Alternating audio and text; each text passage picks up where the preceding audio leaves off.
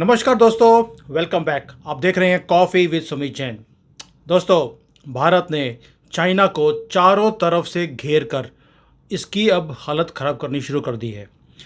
आज थोड़ी सी आपको आवाज़ भी आएगी बाहर से। ऐसे लगता है कि जैसे गड़गड़ाहट की आवाज़ आ रही है क्योंकि टाइफून का टाइम चल रहा है। लेकिन ये गड़गड़ाहट जो है ना, ये आसमान से नहीं आ रही, ये किसी के पेट में से आवाज़ निकल रही है। और ये क्यों निकल रही है, ये आपको मैं पूरा डिटेल में समझाऊंगा आज।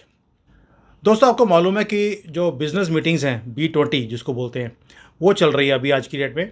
और उसके अंदर पीयूष गोयल जी ने, जो चाइनीज़ काउंटर पार्ट है, उससे क्वेश्चन पूछा कि भाई आप जो है अपने जो माल बनाते हैं यहाँ पर, आप उसको रॉ मटेरियल कॉस्ट से भी कम कैसे बेच पाते हैं, ये आप समझाइए पहले। और उस आदमी के पास एक भी आंसर नहीं था। He couldn't answer this question. उसके बस पतली गली से निकल गया वो। इसको बोलते हैं डायरेक्ट मुंह के ऊपर बेइज्जती करनी, डायरेक्ट क्वेश्चन पूछना। और दूसरे वी ऑल नो कि चाइना क्या करता है इस पे। लेकिन सीधा ऐसे फोरम पे जाकर जहां पे पूरी दुनिया की नजरें आपके ऊपर हो और पीयूष गोयल जी ये क्वेश्चन पूछ रहे हैं। आप कभी इमेजिन कर सकते थे कि मनमोहन सिंह की गवर्नमेंट जब रिमोट कंट्रोल की सरकार थी, तब ऐसा क्वेश्चन वो कभी पूछ भी सकते थे चाइना से? चाइना के तो आज तक वो गुणगान गाते। और यहां पीयूष गोयल जी आंख में आंख डालकर पूछते हैं कि भैया पहले आप फॉर्मूला बताइए कि आप रॉ मटेरियल कॉस्ट से भी सस्ता कैसे बेच पाते हो। इसको बोलते हैं चपेट मारना, वो भी ऐसी कि जिसकी आवाज़ यहां तक आए उनके पेट में दर्द हो रहा है। अब जब ऐसा क्वेश्चन पूछ लिया तो आप समझ सकते हैं कि टेम्परेचर तो हाई होगा ही होगा। और हमारे चंद्रायन ने भी दिखा दिया कि भाई टेम्परेचर बड़ा हाई है, 50 डिग्री से ऊपर टेम्परेचर है ऊपर। लेकिन जैसे ही हम 8 या 10 सेंटीमीटर नीचे जाते हैं तो वहाँ पर -10 हो जाता है। ये भी भारत का ही सिचुएशन है। ऊपर से टेम्परेचर हाई है और लेकिन अंदर इतनी ठंडक है हमारे रिलेशनशिप में विद चाइना, इतनी खुंदक है इनके साथ। क्योंकि जो कुछ इन्होंने हमारे साथ किया है राहुल गांधी के कारण, जो हमारा देश को बेच के चला गया था 2008 में, उसकी खुंदक आज हर भारतीय और हमारी सरकार इनसे निकाल रही है। एक तरफ तो हम देखते हैं कि इतनी जो कशक है वो हमारी चाइना के साथ चल रही है। दूसरी तरफ मैं हैरान रह गया कि बिहार के अंदर, नीतीश कुमार के बिहार के अंदर जश्न मनाया गया कल। मैंने बोला यार ऐसा कौन सा कारनामा कर दिया। कारनामा इनका ये था कि इन्होंने जो टीचर्स की अपॉइंटमेंट्स होती है, 1 लाख टीचर्स की अपॉइंटमेंट करनी थी, उसकी इन्होंने जो टेस्ट किया है उसके अंदर कोई धांधली नहीं हुई। इस बार पेपर लीक नहीं हुआ। इस बात का जश्न मनाया गया कि पहली बार पेपर लीक नहीं हुआ है। फेयर जिसको बोलते हैं इलेक्शन हुए हैं या सिलेक्शन हुई है टीचर्स की। ये हालत है बिहार जैसे स्टेट्स की, जिसको बोलते हैं अपोजिशन। ये इंडिया वाले, ये चोर इकट्ठे होकर कहाँ तो भारत आंख में आंख करके बात करता है चाइना जैसी कंट्री के साथ, और वहीं पर हमारे अपोजिशन के लोग ऐसी धांधलियाँ करते हैं। लेकिन ये मोदी सरकार है, इन्होंने भी ठान ली है कि ये जो मर्जी करते रहे, हमने देश को आगे लेके जाना है और उसके लिए नेशनल इंटरेस्ट के लिए जो भी काम करना पड़ेगा हम करेंगे। दोस्तों, एक गेम चेंजर जो Chandrayaan-3 था हमारे लिए गेम चेंजर था, हम भी समझते हैं। क्योंकि इससे हमारा जो लेवल है वो इंटरनेशनल लेवल पे बहुत हाई चला गया। अब गवर्नमेंट ने एक और अनाउंसमेंट कर दी कि जो हमारे PSLV, जो हमारा ब्रेड एंड बटर है इसरो का, ये हम प्राइवेटाइज करने वाले हैं। प्राइवेट कंपनीज भी अलाउड हैं कि वो ये रॉकेट्स बना सकती हैं और स्पेस में हमारी मदद कर सकती हैं। आपको मालूम है कि इसरो के पास बहुत ज़्यादा बजट नहीं है, लेकिन अगर प्राइवेट प्लेयर्स इसके अंदर कूद जाएंगे तो क्या होगा?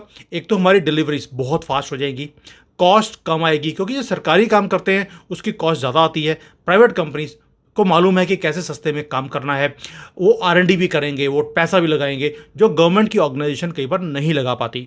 तो ये एक गेम चेंजर बनने वाला है, जहां पर L&T जैसी कंपनीज जो हैं उन्होंने आगे आके बोला कि वी आर इंटरेस्टेड और अगले 2 साल में आपको रॉकेट्स बनाने की ज़रूरत नहीं है, हम आपको बनाकर देंगे और जब आपको चाहिए on demand we will give you the rockets और अपनी सैटेलाइट्स को आप ऊपर भेज सकते हैं। अभी तो प्राइवेट कंपनीज हैं वो भी आगे आ रही हैं टू मेक सैटेलाइट्स। रॉकेट्स कोई कंपनी बनाएगी, सैटेलाइट कोई और बनाएगा एंड ऊपर भेजा जाएगा। इसको बोलते हैं गेम चेंजर, इसको बोलते हैं फोरसाइट जो गवर्नमेंट कर रही है। एक तरफ तो जश्न मनाया जा रहा है कि भाई पेपर लीक नहीं हुआ, दूसरी तरफ हमने ऐसा स्ट्रक्चर खड़ा कर दिया है कि अब बड़े बड़े कंट्रीज compete करना उनको हमारे साथ मुश्किल हो जाएगा। इसरो ऑलरेडी बाकी दुनिया से बहुत सस्ता था, लेकिन जैसे ही प्राइवेट कंपनीज एंटर करेंगी आप देखेंगे कि सर्विसेज बेटर हो जाएंगी, फास्टर हो जाएंगी, सस्ती हो जाएंगी, और क्या चाहिए। अब दोस्तों जैसे ही इंडिया ने अनाउंस किया, भारत ने, इंडिया ने, इंडिया वाले क्या अनाउंस करेंगे, वो तो ये अनाउंस करेंगे पेपर लीक नहीं हुआ, लेकिन भारत ने जैसे ही अनाउंस किया ये वाला, साथ में एक रिपोर्ट भी आ गई। रिपोर्ट ये थी कि दुनिया में सबसे ज़्यादा इमर्जिंग मार्केट या कंट्री कोई है, वो भारत है। अब भारत का रैंक नंबर 1 है इमर्जिंग मार्केट पे। इसमें हमने बड़े बड़े कंट्रीज, इवन चाइना को भी हमने पीछे छोड़ दिया है। जैसे ब्राज़ील था, वियतनाम की हम बात सुनते हैं कि भाई वो बहुत ज़्यादा इमर्जिंग है, वो भी हमारे से पीछे है। जैसे जैसे हम अपनी कंपनीज को, अपने प्रोजेक्ट्स को ओपन अप करते जा रहे हैं, हम पूरी दुनिया की मार्केट्स को यहाँ लेकर आ रहे हैं, वैसे वैसे हमारा रैंकिंग अब ऊपर बढ़ती जा रही है।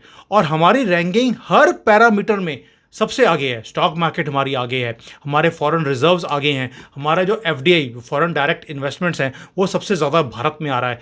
हर चीज़ में हम आगे हैं। इंफ्रास्ट्रक्चर हमारा बहुत तेज़ी से आगे चल रहा है। आपने देखा भी है भारत में कैसे वो तेज़ी आई हुई है इंफ्रास्ट्रक्चर को डेवलप करने के लिए। और इंडस्ट्री को ये चीज़ें चाहिए होती हैं अगर उन्होंने यहाँ पर आकर प्रोडक्शन करनी है और उसको डिस्ट्रीब्यूट करना है। तो भारत अब number 1 emerging market in the world. That means opportunity सिर्फ भारतवासियों के लिए नहीं है, इवन जो फॉरेन के प्लेयर्स हैं वो भी यहाँ पर आकर काम करना चाहते हैं, तो वी आर नंबर 1 जो उनको अपॉर्चुनिटीज दे सकते हैं। ये है जो भारत कर रहा है। और हमारा मीडिया, बिखा हुआ मीडिया, कभी भी ये बातें हमें बताता नहीं है। अब जब मैंने आपको बोला कि जैसे ही हम नंबर 1 आए हैं इसमें, तो अब जयशंकर जी तो पीछे हट नहीं सकते। अब ऑल आउट वॉर है, एक तरह से हमने चारों कोने चाइना को कवर करना है, तो जयशंकर जी कूद गए। वो भी बैठे हुए हैं वहाँ पर B20 में, और उन्होंने एक स्टेटमेंट दे दी, और उनकी स्टेटमेंट थी रीग्लोबलाइजेशन ऑफ B20। रीग्लोबलाइजेशन का मतलब क्या है? जब पहले ग्लोबलाइजेशन हुआ उसके अंदर सारा का सारा जो सिस्टम था वो सारा चाइना की तरफ ट्रांसफ़र कर दिया गया। इन्होंने ब्यूटीफुली एक वर्ड यूज़ किया, डेमोक्रेटिक, कि जो सारा रीग्लोबलाइजेशन होना है इसको डेमोक्रेटिक वैल्यूज़ के हिसाब से हमें चेंज करना पड़ेगा। क्यों? क्योंकि मालूम है कि चाइना डेमोक्रेटिक नहीं है, ये कम्युनिस्ट है। तो इन्होंने डेमोक्रेसी, क्योंकि सारी जो कंट्रीज़ हैं, अमेरिका है, यूरोप है, ये डेमोक्रेसीज़ हैं, इन्होंने ही अपनी सारी इंडस्ट्रीज़ को अपने कंट्रीज से शिफ्ट कर कर इन्होंने चाइना में शिफ्ट किया। तो जयशंकर जी ने ब्यूटीफुली वर्ड यूज़ किया डेमोक्रेटिक। साथ में उन्होंने बोल दिया कि भाई एक बैलेंस होना चाहिए। अगर सारा कुछ आप एक ही थाली में रख दोगे, उससे क्या होता है कि जो सप्लाई चेन्स हैं उस पर दिक्कत आती है। आपको मल्टीपल मैन्युफैक्चरिंग सेंटर्स पूरे दुनिया में खोलने पड़ेंगे। ये नहीं है कि सारा का पहले अपने चाइना में रख दिया, अभी अब सारा हिंदुस्तान में रख रहे हैं, ऐसा नहीं चाहिए। आपको डिफरेंट डिफरेंट में अपने मैन्युफैक्चरिंग बेसिस खड़े करने पड़ेंगे।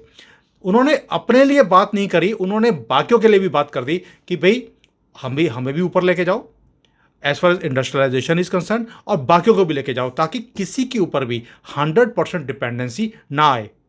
साथ में उन्होंने ये भी बोल दिया कि ग्लोबल साउथ, अब ग्लोबल साउथ को हम छोड़ने वाले नहीं है, क्योंकि उसके तो लीडर हम बन चुके हैं ग्लोबल साउथ के, कि ग्लोबल साउथ को आपने हमेशा कंजम्पशन के लिए रखा। जो नॉर्थ की कंट्रीज़ हैं वो मैन्युफैक्चर करती थी, और साउथ को आपने कंजम्पशन के लिए यूज़ किया। मार्केट हमें माल बेचना है तो आप हमें यूज़ करते हो, बनाना है तो आप नॉर्थ में बनाते हो। ये नहीं चलेगा। आगे से आपको ये बैलेंसिंग करनी पड़ेगी ऑन डेमोक्रेटिक वैल्यूज़। अब आप बताइए, जयशंकर जी की स्टेटमेंट, और आपको मालूम है कि जो हमारा फॉरेन मिनिस्टर है उसकी स्टेटमेंट तो ऐसी हथौड़ा होता है कि वो गर्म लोहे पे हथौड़ा कब मारना है और कैसे मारना है, ये जयशंकर जी से बेटर मैंने फॉरेन मिनिस्टर कभी देखा नहीं है। एंड क्या स्टेटमेंट है। और अगेन चाइना के ये गुड़गुड़ की आवाज़ आ रही है बाहर आपको, ये वही है क्योंकि उनको मालूम है कि जयशंकर जी की स्टेटमेंट से सारी इंडस्ट्री के कान खड़े कर दिए कि भैया चाइना को छोड़ो, बाहर निकलो, सिर्फ चाइना के ऊपर डिपेंडेंट रहने की ज़रूरत नहीं है। और भारत ने अपनी पोजीशन बड़ी क्लियर कर दी। अब जब जयशंकर जी कूद गए, मोदी जी तो पीछे हटने वाले है नहीं। B20 में उन्होंने भी स्पीच दे दी। उन्होंने बोल दिया कि भैया ऐसा है, बहुत हो गया चाइना चाइना। आप सोच के बताइए कि जो रेयर अर्थ एलिमेंट्स हैं, जैसे सेमीकंडक्टर का भी हुआ था कि भाई अमेरिका ने बोला कि टेक्नोलॉजी हमने ट्रांसफ़र नहीं करनी, चाइना लीडर है रेयर अर्थ एलिमेंट्स को एक्सट्रैक्ट करने के लिए, और वो बहुत ज़रूरी होते हैं सेमीकंडक्टर की मैन्युफैक्चरिंग में। चाइना ने बोल दिया कि हम ये रेयर अर्थ एलिमेंट्स एक्सपोर्ट बंद कर रहे हैं, बैन कर रहे हैं, ताकि सेमीकंडक्टर पूरी दुनिया में बनने ही बंद हो जाएं। मोदी जी ने मौका देख लिया। मोदी जी ने बोल दिया कि भैया तुम्हारी जो है, हम डिपेंडेंट हैं तुम्हारे ऊपर, ये कोई तरीका है। चाइना को सीधा नहीं बोला, क्योंकि चाइना का नाम तो हम लेते नहीं है, डरते हैं ना उनसे, जैसे कांग्रेस वाले बोलते हैं। उन्होंने बोला कि जब हमें ज़रूरत है किसी चीज़ की, कोई कंट्री एक दादागिरी दिखाकर उसको एक्सपोर्ट बंद कर दे। ये तो वही स्टाइल हो गया जैसे कॉलोनियल टाइम पर ब्रिटिशर्स करते थे कि किसी को तंग करना है, उसकी फैक्ट्री बंद कर दो, उसका रॉ मटेरियल बंद कर दो। This is what China is doing. और उन्होंने बोल दिया कि ये जो स्पेस है ये भारत लेने को तैयार है। वी आर रेडी, हमारी मार्केट रेडी है, हमारे पास ये सारी चीज़ें हैं जो आपको चाहिए, एंड हम ये दादागिरी ना सहन करेंगे, ना हम ये दादागिरी कभी करने वाले हैं। So start looking at a alternative. और ये जो दादागिरी है एक कंट्री ने खड़ी कर ली, इसका तोड़ हम सबको मिलकर निकालना पड़ेगा। बाकी उन्होंने हिंदुस्तान कैसे तरक्की कर रहा है, हम क्या कर रहे हैं, हम रोड स्ट्रक्चर क्या कर रहे हैं, हम उसमें क्या कर रहे हैं, इसमें क्या कर रहे हैं, वो चलता रहेगा, उसका इतना इंपॉर्टेंट नहीं है। कैसे उन्होंने, भारत ने अब चारों कोनों से हमने चाइना को घेरना शुरू कर दिया, वही मुद्दा है जो मैं टच करने की बात कर रहा हूँ। अब दोस्तों, हमारे जो है कॉमर्स मिनिस्टर भी कूद गए, हमारा फॉरेन मिनिस्टर भी कूद गया, हमारे प्रधानमंत्री वो भी कूद गए इस चक्कर में। अब आर्म्स फोर्सेस जो है हमारी, वो तो पीछे रहने वाली नहीं है। उन्होंने भी अनाउंस कर दिया कि भाई हम 1 या 2 या 3 शिप्स नहीं बना रहे, वॉरशिप्स जिसको बोलते हैं, हम 60 वॉरशिप्स के ऊपर काम कर रहे हैं। उसकी मैन्युफैक्चरिंग भारत में ऑलरेडी हो रही है, 60। And this is parallel. हम कहते हैं कि जो शिप बिल्डिंग है वो यूरोप की मेन इंडस्ट्री है, बहुत बड़े लेवल पर वहाँ पर शिप बिल्डिंग होती है। भारत ने पूरे यूरोप में 60 बन रही हैं, हम अकेले 60 बना रहे हैं। और शिप बिल्डिंग की बात क्यों खटकती है चाइना को? क्योंकि चाइना को मालूम है कि अगर वो भारत को हराना चाहता है तो उसे सी में हमारा मुकाबला करना पड़ेगा, क्योंकि हम इसके चोक पॉइंट्स को बंद कर सकते हैं किसी भी टाइम पर। और इसलिए भारत एयरफोर्स में, मिलिट्री में इतनी पावर नहीं लगा रहा जितनी हम अपनी नेवी में लगा रहे हैं। और नेवी में 60 वॉरशिप्स हम अपने लिए भी बना रहे हैं, और अपने आसपास जो कंट्रीज़ हैं जैसे फिलीपींस है, सिंगापुर है, इनको भी अगर शिप्स चाहिए होंगी हम उनको भी बनाकर देने की सहायता रखते हैं। भी that is the capacity we have right now. ये सारी बातें सुनकर दोस्तों मुझे एक चीज़ बताओ, क्या कभी भी जो एक कंट्री हमें तरक्की हमारी देख नहीं सकता, क्या ये चीज़ें देखने के बाद उसके पेट में दर्द नहीं होगा? ये जो आवाज़ें आपको बाहर से आ रही हैं, मुझे मालूम नहीं कि इसमें कैच हो रही कि नहीं हो रही, बहुत तेज़ी से बाहर एक तूफ़ान चल रहा है, और ये तूफ़ान इनके दिल में है और पेट में गुड़गुड़ है।